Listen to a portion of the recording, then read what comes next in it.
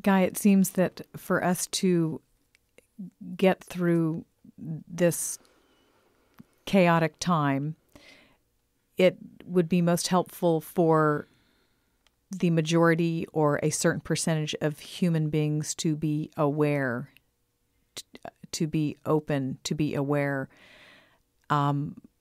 What can we do as human beings to help wake ourselves up and the rest of humanity? To be aware that all thought is natural and that all progression and all evolution is natural. And as aspects, as beings of nature, to recognize that humanity is one kingdom. It is the most conscious kingdom. It is the most aware kingdom. It is the most evolving kingdom, but it is one. It is one of a community of oneness. It is one in brotherhood. It is one in kinship. It is to recognize with compassion the oneness, and in brotherhood to recognize the solutions that come.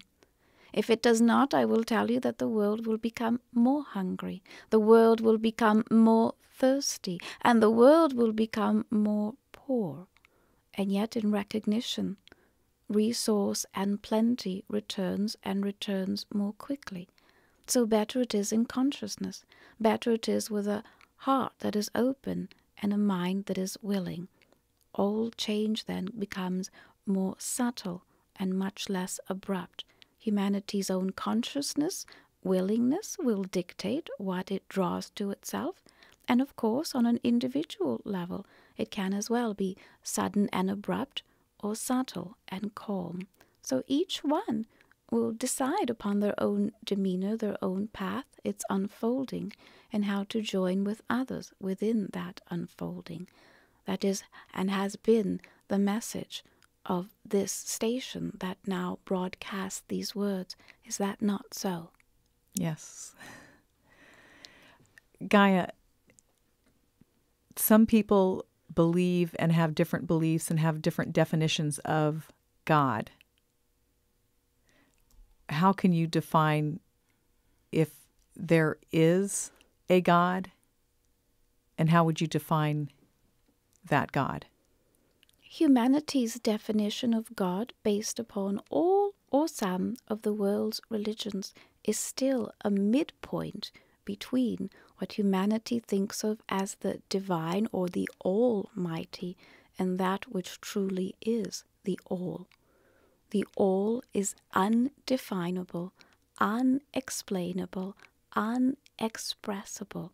It is beyond human comprehension. It is beyond the mind's ability to ideal or idealize a being. It is an energy, it is an entity greater than this universe, greater than the ability of the mind to fathom. It is the all, it is the nothing, no thing. It is the great, and it is all that is creative. It is mind, it is creative mind, creative intelligence, and all that has given not only love and compassion to this world, but the ability to unfold it at one's own pace. There is no thing, no one more great than the all. Does it have a female or a male energy? It is that which exists between one and the other. In essence, it is the third. It is that which is the feminine and the masculine, and that which is born from that. But you see, it is that which existed before there was time, before there was feminine, masculine. It is that which existed before the first. Imagine that. You cannot. Before there was cause, there was the all.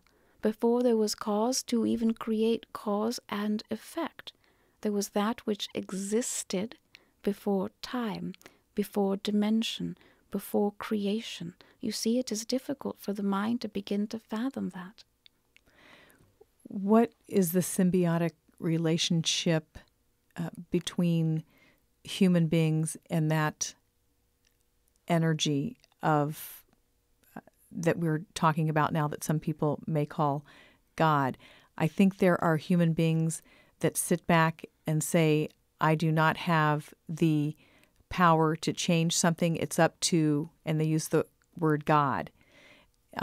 Sometimes not taking responsibility or sitting back and saying, I cannot change things on this planet or in my, it is out of my control to change things, for example, on this planet. It is in God's hands, if you will.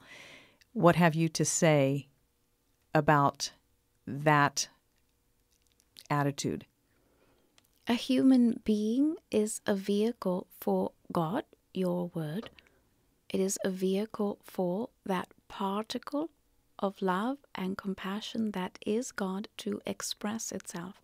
What is a human being? It is a house for a particle of light to become a great sun. It is the possibility for the sun behind the sun and the sun behind that one, the greatest of all lights, to pour itself in and through a particle of light that becomes a great presence, a great consciousness, a great leader, a great beingness. All of this is God's expression. A human being is God's expression of all possibilities, of all that is divine, of all that is free. To say that it is in God's will is to say that it is in the will of the structure of the universe as expressed through the human being, or mind, or divine consciousness, of which humanity also is. The human being, the body, is no more than the vehicle for the expression of light. As these expressions of lights are joined, they become a sun light, a conscious light of all that is. That is also God. Gaia, are the other planets in the solar system experiencing the same change that is taking place on physical Earth? No, not at this time. We'll say that there is life everywhere and in everything, in the universe, in the solar system, and on the other solar celestial bodies as well. And yet it is within third dimensional Earth that the greatest change now takes place.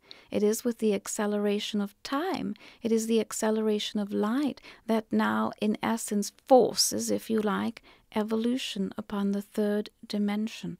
Upon the other dimensions that are more subtle, the pull towards that light is not as strong. It is the density of the third dimension that must give way now to the lighter. And you see, light, which is no longer a constant, accelerates. The acceleration of light also accelerates time, which is a perspective of light. That acceleration accelerates humanity who believes in time. While humanity believes in time and the passage of time, the acceleration now becomes greater into a higher quality or quotient of light. So the earth then becomes multi-dimensional rather than third-dimensional.